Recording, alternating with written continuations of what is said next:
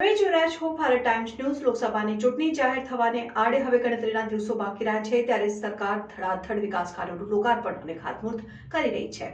આજરોજ 7 માર્ચે ગુજરાતના મુખ્યમંત્રી ભૂપેન્દ્ર પટેલની વર્ચ્યુઅલ ઉપસ્થિતિમાં તેમના હસ્તે ₹705.45 કરોડના વિકાસ કામોનું લોકાર્પણ અને ખાતમુહૂર્ત કરી રાજકોટને ભેટ આપવામાં આવી છે। સ્માર્ટ સિટી પ્રોજેક્ટ અંતર્ગત 100 વર્ષ બાદ રાજકોટને નવા રેસકોર્સની ભેટ તો મળી છે, પરંતુ હજુ પણ તેનું કામ અધૂરું હોવાથી લોકો માટે 1 મે થી ખુલ્લું મૂકવામાં આવશે આ અંગેની જાહેરાત પણ તંત્ર દ્વારા કરવામાં આવી છે।